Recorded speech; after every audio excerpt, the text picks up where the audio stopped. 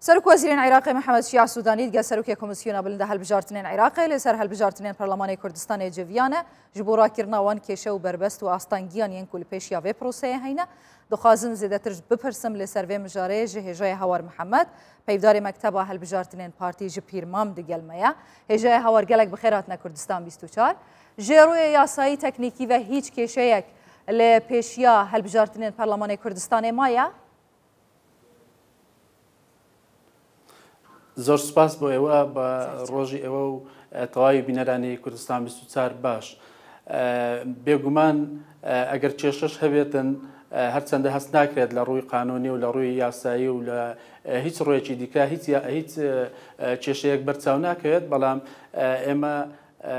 وەکو خەڵکی کوردستان لەسەرمانەکە هەموو ئەو کێشە و گرفتانەی ئەگەر هەش بێ مەتەخەتیان بکەین و بتوانین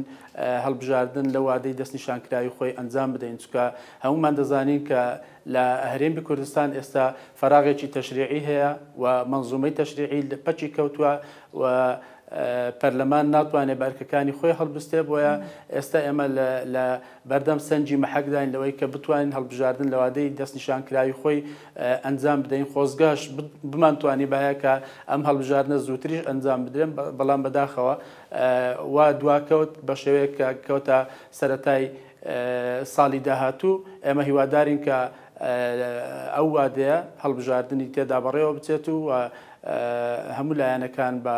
ڕوحیەتێکی باش و لە ئاستی مەسئولیەتدا بەشداری تێدا بکەن. باشە هێژەیە هەوار ئەو بودجێ پێویست ji بۆ بڕێوەبرنا هەڵبژاردننی پەرلەمانی کوردستانی دێ حکوومەتە عێراقی هیچ بەشداریەکی تێدا بکێتن یان ژی تەنێ هەرێما کوردستانی پابەندە و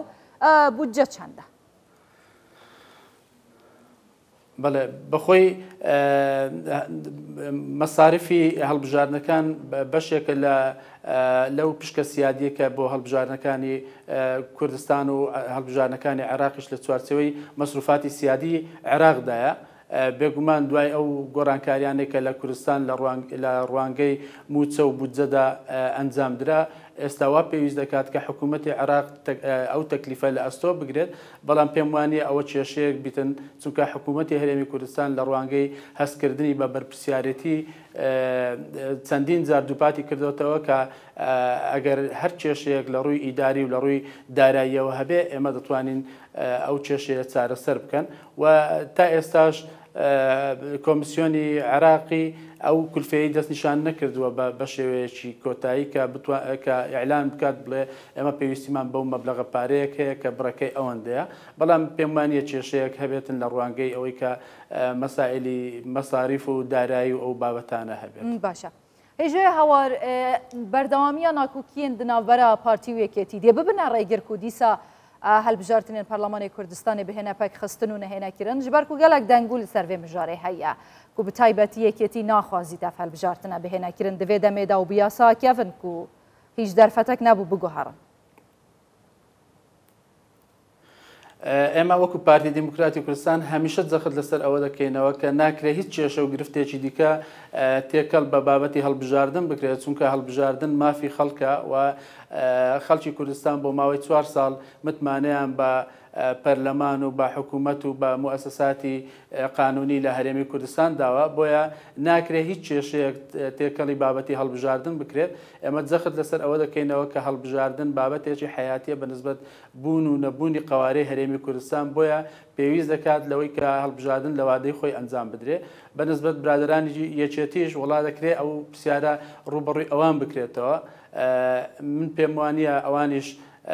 خۆیان لە قەرەی ئەو بەرپرسیارەتە بدەن یاخۆت خۆیان بخەنە ژێر ئەو بەرپرسیارەتەی کە نێنە بنباری هەڵبژاردن چونکە هەمومان دەزانین کە ئێستا وەکو باسم کرد هەرێمی کوردستان لە بەردەمی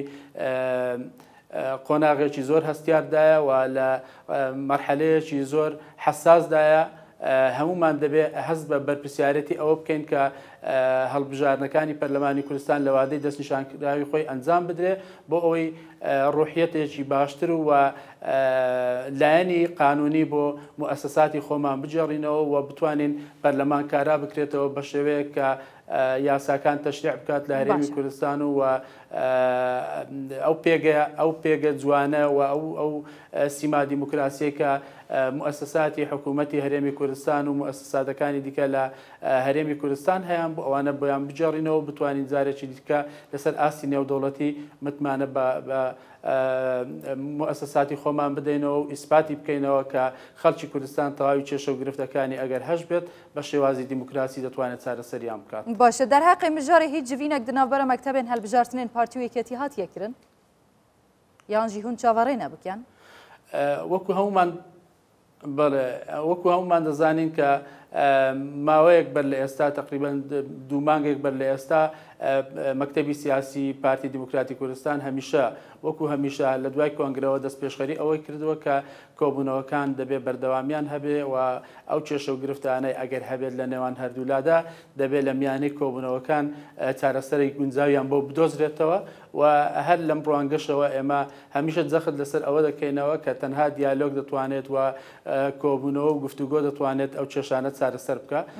وەکو دەشزانین هەموو لایەکمان لە ماوەی ڕابردوو برادرانی یەکێتی خەریکی کۆنگرەی خۆیان بوون. ئێستا کۆنگرەکەیان تەواو بووە و وەکو لە ڕاگەنراوەکانی خۆشیان لە دوای کۆنگرەوەش وە لە ناو کۆنگرەش جەختیان لەسەر کردوتەوە کە هەمومان دەبێت لاپەڕەیەکی سپی بکەینەوە لەوەی کە پەیوەندەکانی نێوانمان خۆش بکەن بە ئاراستی ئەوەی کە بتوانین زیاتر خزمەتی خەڵکی کوردستان بکەین و تەواوی کێشە و گرفتەکانیشمان چارەسەر بکەین. من پێشم وایە کە بابەتی هەڵبژاردن بابەتێکی گرنگە و دەبێت لە ماوەی زۆر نزیکی داهاتوو هەردوو لاپێکەوە دابنیشن و لەگەڵ تەواوی لایەنە سیاسیەکانی دیکە و پرسی هەڵبژاردن یەکلا بکرێتەوە و ئامادەکاری تەواوی بۆ بکرێت. ئەوەی ماوەتەوە ئەوەیە کە لە ماوەی ڕابردوو برادرانی یەکێتی سکاڵیان لەسەر یاسای هەڵبژاردن هەبوو دیارە لە چەند خاڵێک ئەوان نیگەرانیان هەیە کە دەیانەوێت هەموار بکرێتەوە. ئێستا سکاڵایەکە هەرچەندە لە چوارچەوەی اختصاسەکانی محکمەی ئیتیحادیش دانیە بەڵام ئێستا دادگای ئیتیحادی لە عێراقدا سەرقاڵی ئەوەیە کە لێکۆڵینەوە لە بابەتی دەستوری بوون یاخود دەستوری نەبوونی یاسای هەڵبژاردننی پەرلەمانی کوردستان بکە هەمومان چاوەڕێی بڕیاری دادگای ئیتیحادین بزانین بە چه ئاراستەیەک بڕیار دەدرێت و بە چه شێوەیەک بە ئەگەرە ڕاتکردنێ ئالتەرناتیف لە پێشیا پارتی و یەکێتی چنە حتاکو ئەف هەڵبژاردن دیسانە هێنە پاش دەخستن بە ئەگەری ڕێککەوتن و ڕێکنەکەوتن بە ئەگەری هەر بڕیارێکە لە هەر شوێنێکەوە دەربچێت ئێمە محکومین بەوەی کە هەڵبژاردننی پەرلەمانی کوردستان ئەنجام بدەین چونکە وەکو باسم کرد هەڵبژاردن پرسێکی حیاتی بەنسبەت قوارەی